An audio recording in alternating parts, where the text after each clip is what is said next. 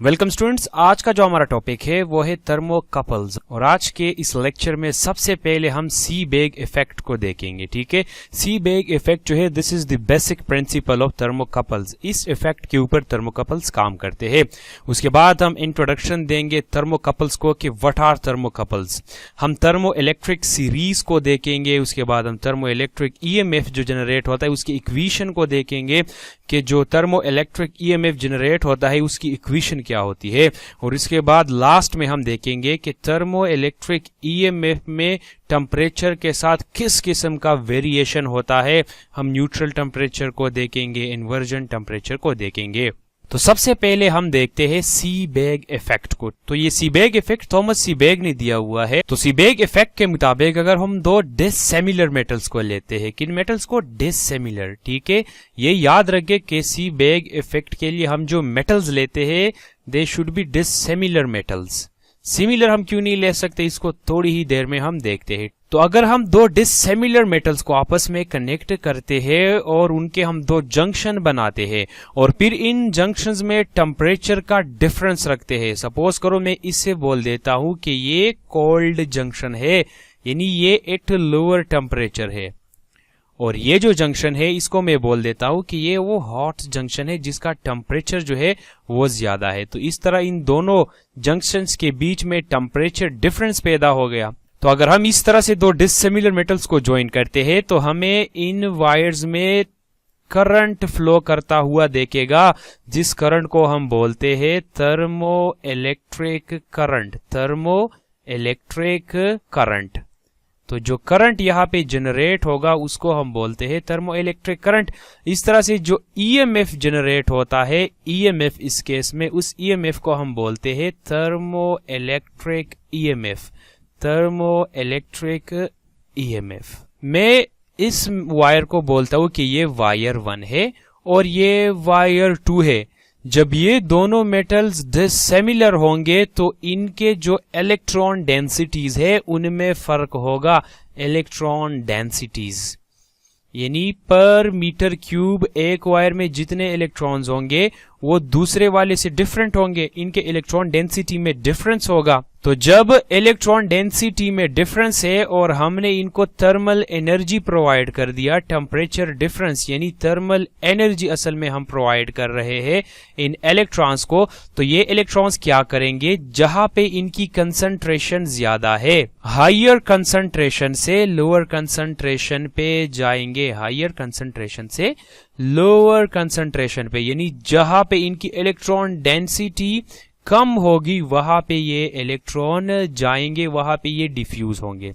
अगर इस वायर की इलेक्ट्रॉन डेंसिटी 2 से ज्यादा है तो इलेक्ट्रॉन्स इस वायर 2 की तरफ आएंगे, इसमें डिफ्यूज होंगे। क्यों? क्योंकि उनको एनर्जी मिल रही है, थर्मल एनर्जी। ठीक है, अब अगर दोनों मेटल्स सिमिलर मेटल्स होते तो फिर क्या होता कि दोनों की इलेक्ट्रॉन डेंसिटी सेम होती और दोनों वायर्स को चूंकि सेम एनर्जी मिल रही है तो फिर डिफ्यूजन का होना पॉसिबल नहीं था। ठीक है, यानी फिर डिफ्यूजन नहीं होती। क्यों? क्योंकि दोनों को टेम्परेचर भी हम सेम दे रहे हैं और दोनों की जो इलेक्ट्रॉन डेंसिटी है वो भी सेम है। तो डिससिमिलर मेटल्स लेने का हमें यह फायदा होता है कि दोनों मेटल्स की इलेक्ट्रॉन डेंसिटी डिफरेंट होती है, तो फिर थर्मो इलेक्ट्रिक करंट या थर्मो इलेक्ट्रिक ईएमएफ जो है वो जनरेट होता है। तो दिस इज सीबेग इफेक्ट और थर्मोकपल इसी सीबेग इफेक्ट के ऊपर काम करते हैं। This is the basic principle of thermocouples. ये जो 2 जंक्शन सर्किट है, इस सर्किट को बोला जाता है thermocouple.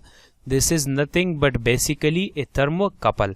So thermocouple is a 2 junction circuit जिसमें हम दो डिससिमिलर मेटल्स को लेते हैं। थर्मोकपल्स के केस में बेसिकली क्या हो रहा है कि जो थर्मल एनर्जी है, थर्मल एनर्जी, ये थर्मल एनर्जी जो है या जो हीट एनर्जी है ये कन्वर्ट हो रही है इलेक्ट्रिकल एनर्जी में। ठीक है, तो बेसिकली थर्मोकपल्स क्या करते हैं कि हीट एनर्जी को कन्वर्ट करते हैं इलेक्ट्रिकल एनर्जी में। The magnitude and the direction of the EMF depend on the metals and the temperatures of the hot and cold junctions. ठीक है, तो एक तो मेटल्स के ऊपर डिपेंड करता है कि आप किन किन मेटल्स को लेके क्या कर रहे हैं, ये जंक्शन बना रहे हैं। जितना ज्यादा डिफरेंस दो वायर्स के इलेक्ट्रॉन डेंसिटी में होगा उतना ज्यादा थर्मो इलेक्ट्रिक ईएमएफ जनरेट होगा। इसके अलावा जितनी ज्यादा हीट एनर्जी आप देंगे, यानी जितना ज्यादा टेम्परेचर डिफरेंस आप रखेंगे हॉट और कोल्ड जंक्शन के बीच में, उतना थर्मो इलेक्ट्रिक ईएमएफ जो जनरेट होगा वो ज्यादा होगा। So it depends on the metals and the temperature difference between the hot and cold junctions. तो अभी हम नेचर ऑफ वायर्स के बारे में बात करते हैं कि हम किस किस्म का वायर्स लेंगे। देखिए, ये जो थर्मो इलेक्ट्रिक ईएमएफ जनरेट होता है, इसका जो मैग्नीट्यूड होता है ये स्मॉल होता है। It is of A small magnitude, ठीक है, इसका मैग्नीट्यूड स्मॉल होता है। तो अब हम जो थर्मोकपल बनाएंगे उसके लिए हम ऐसे वायर्स लेंगे कि जिनका जो रेजिस्टिविटी है या रेजिस्टेंस है वो काफी लो हो, क्योंकि पहले से जो ईएमएफ है वो कम है। तो इस वजह से हम वायर्स भी ऐसे लेंगे कि उनका रेजिस्टेंस कम हो, ठीक है। तो हम जो वायर्स लेते हैं वो नोबल मेटल्स के भी हो सकते हैं, जो नोबल मेटल्स है, जैसे कि प्लेटिनम हो गया, इरेडियम हो गया, रोडियम हो गया, सिल्वर हो गया, गोल्ड हो गया। तो ये सारे नोबल्स मेटल है, इनका जो रेजिस्टेंस होता है वो कम होता है। इसके अलावा हम बेस मेटल्स भी ले सकते हैं, जैसे आयरन हो गया, कॉपर हो गया, इसके अलावा अलॉयज हो गए, लेड हो गया, जिंक हो गया। तो ये बेस मेटल्स भी हम ले सकते हैं क्योंकि इनका रेजिस्टेंस कम होता है। आप कोई भी वायर ले सकते हैं, पर दोनों के बीच में इलेक्ट्रॉन डेंसिटी का डिफरेंस होना चाहिए।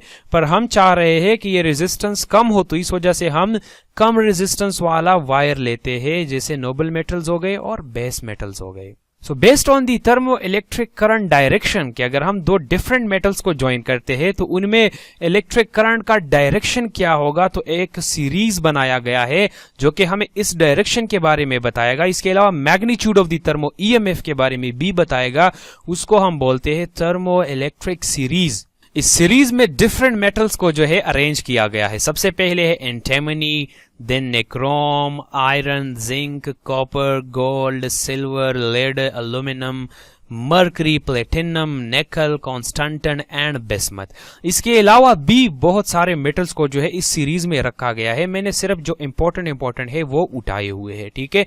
तो इस सीरीज को सिर्फ आप लोग देख लीजिएगा, इसको याद रखने की कोई जरूरत नहीं है। And this series work in the temperature range from 0 to 100 degree centigrade. What this series tells us, तो ये जो थर्मो इलेक्ट्रिक सीरीज है ये हमें बताता है कि अगर हम दो डिफरेंट मेटल्स का थर्मोकपल बनाएंगे तो सीरीज में जो पहला वाला मेटल आ रहा है, थर्मो इलेक्ट्रिक करंट का डायरेक्शन पहले से दूसरे की तरफ होगा। यानी अगर हम गोल्ड और सिल्वर का थर्मोकपल बनाते हैं तो इलेक्ट्रिक करंट का डायरेक्शन गोल्ड से सिल्वर की तरफ होगा।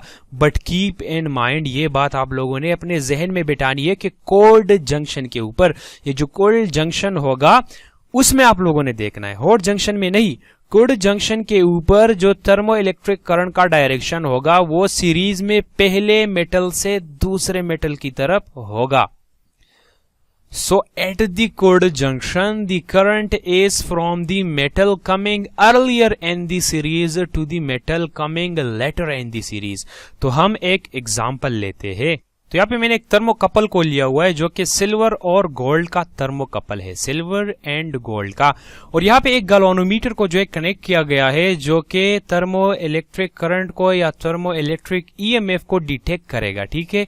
So this is a cold junction and this is a hot junction. अभी हमने थर्मो इलेक्ट्रिक करंट के डायरेक्शन को डिटरमिन करना है, तो हम आएंगे कोल्ड जंक्शन के ऊपर और हम अपने थर्मो इलेक्ट्रिक सीरीज में जाके देख लेंगे कि सिल्वर पहले आता है कि गोल्ड पहले आता है। तो यहाँ पे आप लोग देख सकते हो कि जो गोल्ड है वो सीरीज में पहले आता है, तो थर्मो इलेक्ट्रिक करंट का डायरेक्शन होगा गोल्ड से सिल्वर की तरफ। यानी थर्मो इलेक्ट्रिक ईएमएफ का डायरेक्शन ये होगा कोल्ड जंक्शन के ऊपर, ये जाएगा from this gold wire to silver wire, इस तरह से। हॉट जंक्शन के ऊपर बिल्कुल इसका डायरेक्शन डिफरेंट होगा, ये सिल्वर से गोल्ड की तरफ होगा। हम जो थर्मो इलेक्ट्रिक सीरीज यूज करते हैं वो based on cold junction use करते हैं। So this is the direction of thermo electric current.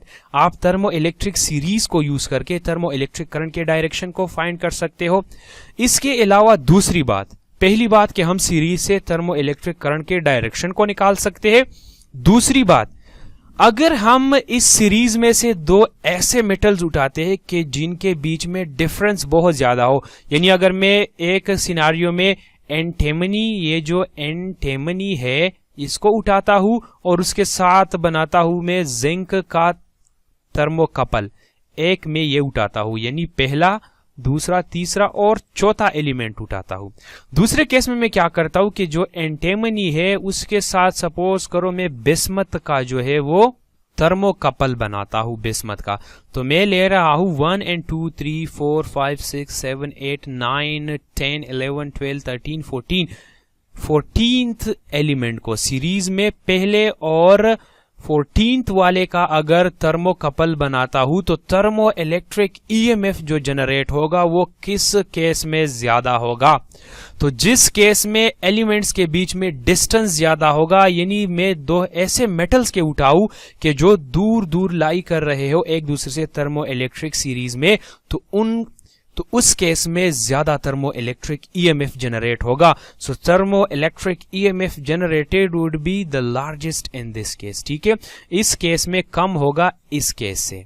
तो सीरीज में जितना ज्यादा डिस्टेंस आप रखेंगे मेटल्स के बीच में, थर्मो इलेक्ट्रिक ईएमएफ उतना ही ज्यादा जनरेट होगा। जो स्टूडेंट्स केपीके बोर्ड्स के हैं तो प्लीज वो ये करेक्शन कर ले, आप लोग के बुक में इस चीज को गलत रिप्रेजेंट किया गया है, ठीक है। उन्होंने इस जंक्शन को हॉट जंक्शन बोला हुआ है और इस जंक्शन को कोल्ड जंक्शन बोला हुआ है।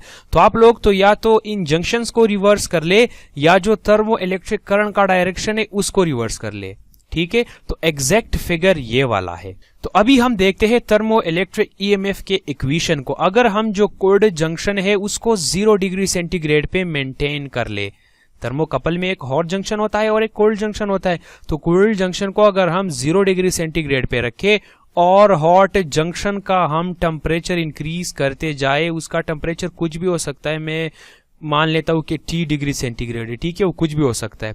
तो फिर जो ईएमएफ जनरेट होगा उसका इक्वेशन होगा alpha T plus half beta T squared. This is the equation of the thermoelectric EMF generated if the cold junction is kept at 0 degree centigrade.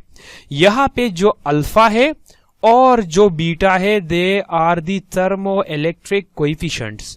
Thermoelectric coefficients, equations में कुछ coefficients होते हैं, इस तरह से इस इक्वेशन में भी कोएफिशिएंट्स है and they are known as thermoelectric coefficients, thermoelectric coefficients. And this T is the temperature of the hot junction. Cold junction को हम 0 डिग्री सेंटीग्रेड पे रख रहे हैं and this T is the temperature of hot junction. ये जो thermo electric coefficients है ये डिपेंड करते हैं नेचर ऑफ मेटल्स के ऊपर, ठीक है। इनकी वैल्यूज डिपेंड करती है नेचर ऑफ मेटल्स के ऊपर कि आप कौन कौन से मेटल्स ले रहे हैं थर्मोकपल बनाने में। ये जो सीबेग इफेक्ट है it is reversible, Seebeck effect is reversible. इसका मतलब क्या है? तो इसको मैं एक कॉपर और आयरन के थर्मोकपल को लेके समझाता हूं। सो ये जो वायर है ये कॉपर का है और यहां से लेके ये जो वायर है इस तरह से जाके ये आयरन का वायर है, ठीक है।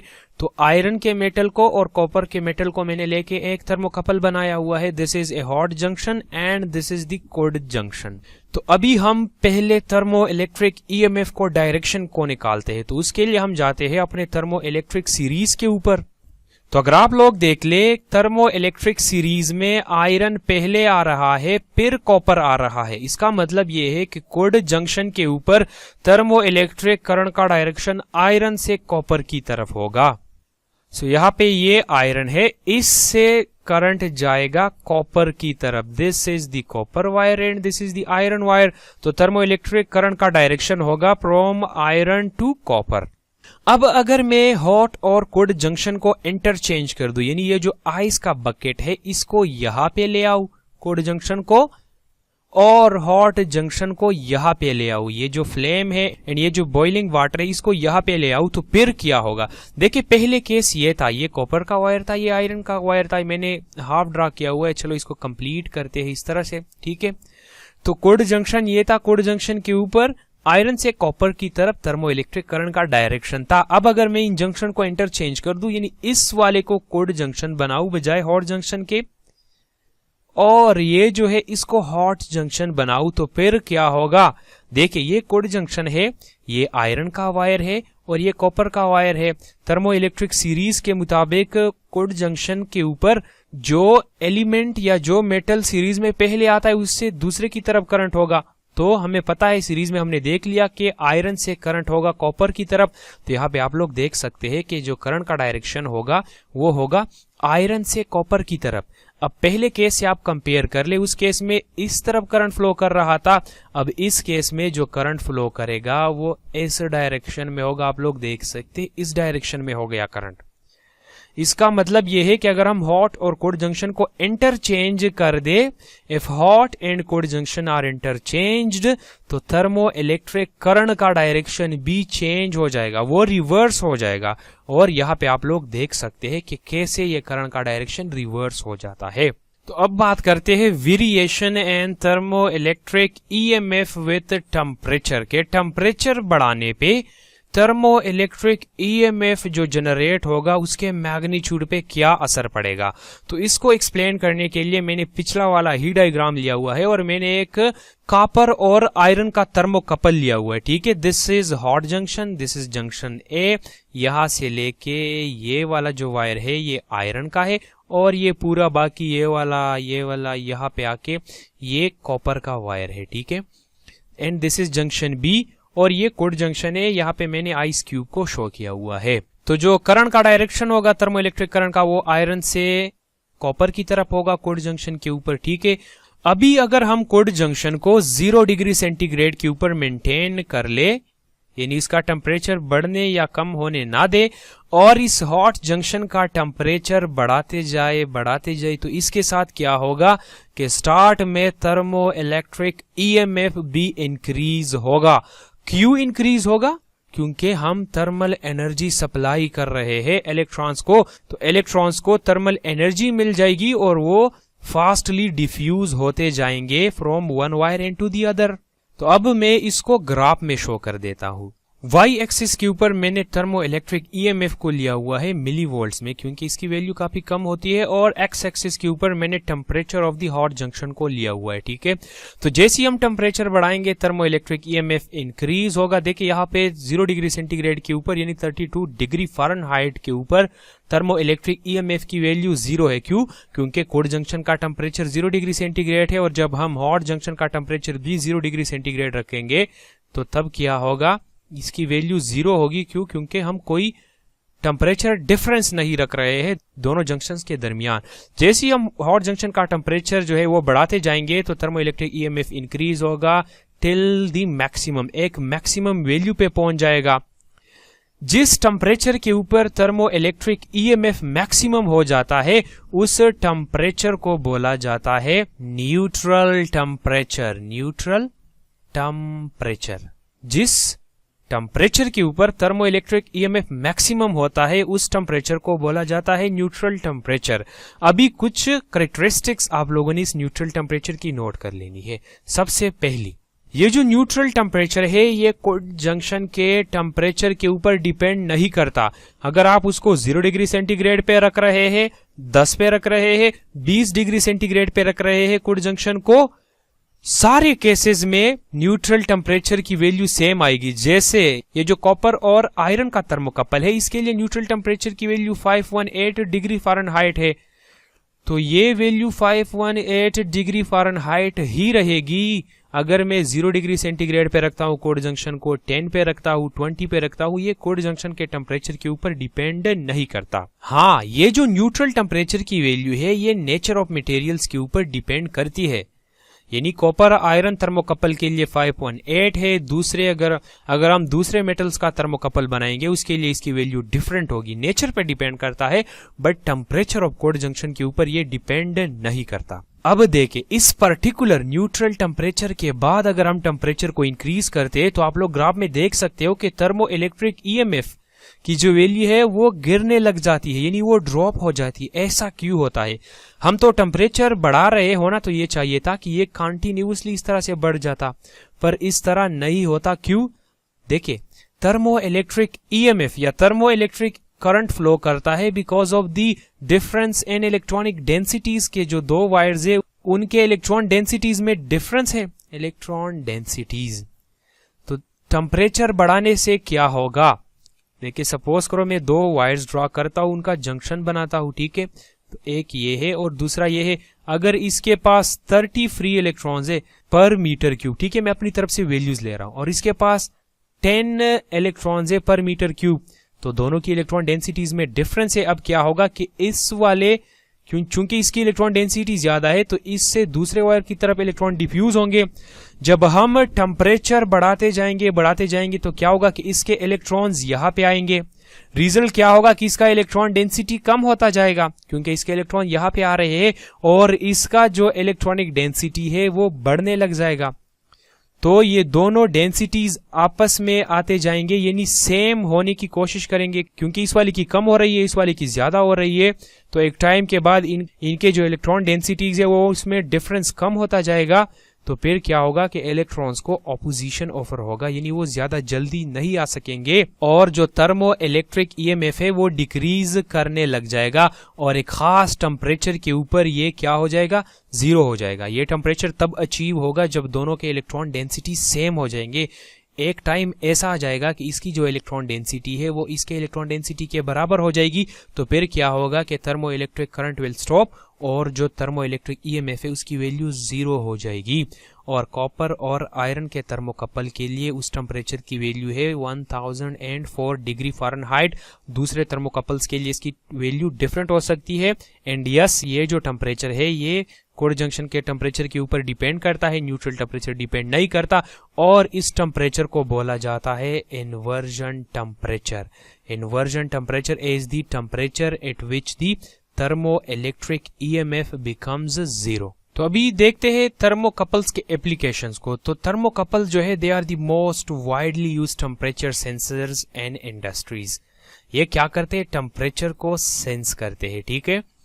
तो इंडस्ट्रीज में इनको यूज किया जाता है। तो इन थर्मोकपल का जो कॉस्ट होता है वो कम होता है। इसके अलावा ये सैंपल होते हैं यूज करने में, इनका साइज भी जो है वो छोटा रहता है। तो इस वजह से ये इंडस्ट्रीज में यूज किए जाते हैं for the detection of temperatures.